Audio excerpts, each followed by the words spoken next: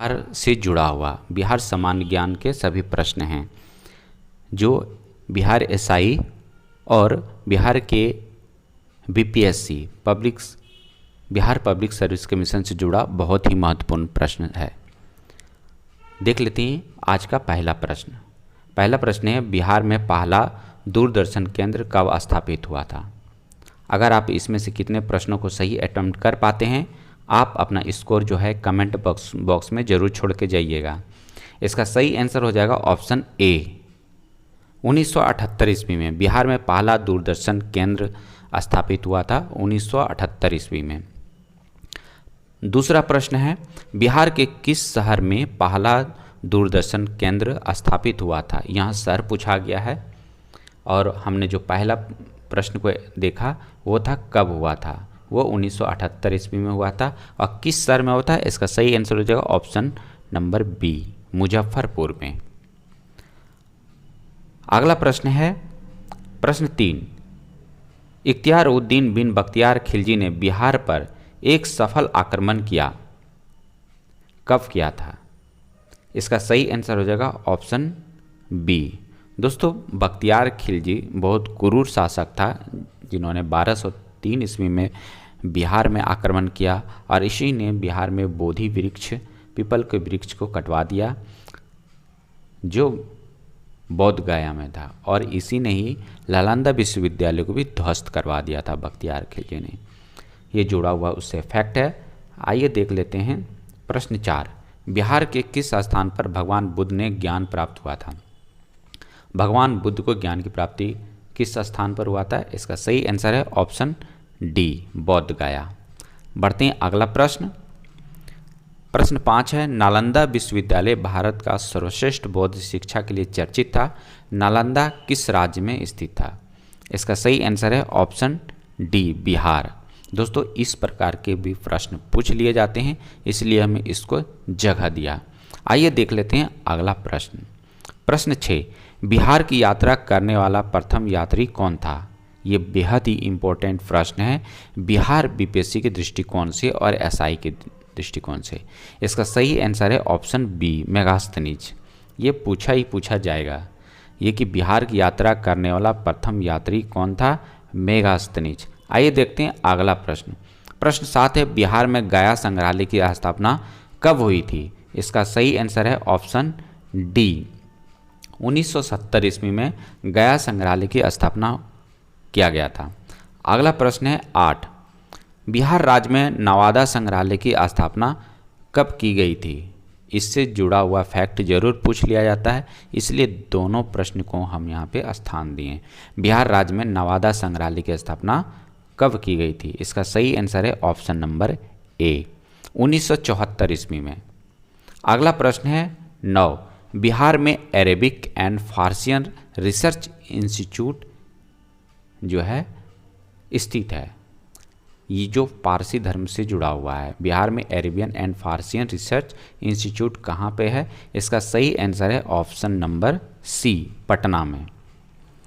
अगला प्रश्न है 10, बिहार में कला भवन कहाँ स्थित है। इसका सही आंसर है ऑप्शन सी, बिहार में के पूर्णिया में। दोस्तों बिहार डिस्ट्रिक्ट एक पूर्णिया है जो कि पश्चिम बंगाल से सटा हुआ डिस्ट्रिक्ट पड़ता हुआ है। पश्चिम बंगाल के सटा हुआ 3 डिस्ट्रिक्ट पड़ता है, एक है किशनगंज, दूसरा है पूर्णिया, इसके बाद है कटिहार। इससे जुड़ा हुआ फैक्ट है कि बिहार में कला भवन कहाँ स्थित है, पूर्णिया। और पूर्णिया ये भी प्रश्न पूछा जाता है कि पश्चिम बंगाल की बॉर्डर से कौन सा राज्य सटा हुआ है, वो है पूर्णिया। और एक और फैक्ट बता देते हैं कि जो है पूर्णिया जो कि बहुत ही फेमस है जूट की खेती के लिए। आगे बढ़ते हैं अगला प्रश्न देख लेते हैं 11, ज्ञानपीठ पुरस्कार जो है प्राप्त करने वाला बिहार का पहला व्यक्ति कौन था। इसका सही आंसर हो जाएगा ऑप्शन बी, रामधारी सिंह दिनकर। दोस्तों रामधारी सिंह दिनकर को बिहार में सबसे पहले ज्ञानपीठ पुरस्कार दिया गया था। अगला प्रश्न है प्रश्न 12, बिहार में किस स्थान पर महात्मा गांधी ने सत्याग्रह किया था। इसका सही आंसर है ए चंपारण में। दोस्तों चंपारण 2 डिस्ट्रिक्ट है, एक पश्चिमी चंपारण, एक पूर्वी चंपारण। इसमें कन्फ्यूजन नहीं होइएगा कि कहाँ पे महात्मा गांधी ने सत्याग्रह किया था। ये क्या था, पूर्वी चंपारण में पड़ता है, ये पूर्वी चंपारण जो कि नेपाल की बॉर्डर शेयर करता है। बढ़ते हैं, अगला प्रश्न देख लेते हैं। प्रश्न 13 है, बिहार में सबसे बड़ा भूकंप किस वर्ष आया था? इसका सही आंसर हो जाएगा ऑप्शन बी, 1928 ईस्वी में सबसे बड़ा भूकंप आया था। अगर पूछ ले कि बिहार में सबसे बड़ा अकाल कब पड़ा था, तब इसका आंसर हो जाएगा 1934। बढ़ते हैं, अगला प्रश्न देखते हैं। प्रश्न 14, बिहार में सबसे पहले किस स्थान से नवपाषाण युगीन अवशेष प्राप्त हुए हैं? नवपाषाण युगीन सबसे पहला अवशेष कहाँ से प्राप्त हुआ बिहार में? इसका सही आंसर है ऑप्शन बी, चिरांद। बढ़ते हैं, अगला प्रश्न देखते हैं। 15, बिहार में किस स्थान से 2 यक्ष मूर्तियां प्राप्त हुई थी? 2 यक्ष मूर्तियां जो है बिहार के किस स्थान से प्राप्त हुआ था? इसका सही आंसर है ऑप्शन बी, पाटलिपुत्र से। ये बहुत ही इंपॉर्टेंट प्रश्न है, हम बार बार कह रहे हैं, ये बीपीएससी और एसआई की दृष्टि से बहुत ही इंपॉर्टेंट प्रश्न हो जाता है। अब बढ़ते हैं, अगला प्रश्न 16, बिहार में अजगेवीनाथ मंदिर जो है कहाँ स्थित है? ये गेवीनाथ मंदिर कहाँ स्थित है बिहार में? इसका सही आंसर है ऑप्शन डी, सुल्तानगंज में। कुछ फैक्ट है दोस्तों कि सुल्तानगंज जो वहाँ से ही गंगा निकलती है, अगर हम देवघर वासकी में जल चढ़ाने जाते हैं तो ज़्यादा मान्यता है कि हम सुल्तानगंज जो अजगेवीनाथ एरिया कहा जाता है वहीं से हम जल उठाते हैं। इसलिए इससे कुछ जुड़ा फैक्ट है जो कि बहुत ही महत्वपूर्ण हो जाता है। बढ़ते हैं अगला प्रश्न की ओर। प्रश्न 17, चीनी यात्री हेन सांग ने किसके शासनकाल में संपूर्ण बिहार की यात्रा की थी? संपूर्ण बिहार की यात्रा किया था किसके शासनकाल में? इसका सही आंसर हो जाएगा ऑप्शन सी, हर्षवर्धन के शासनकाल में।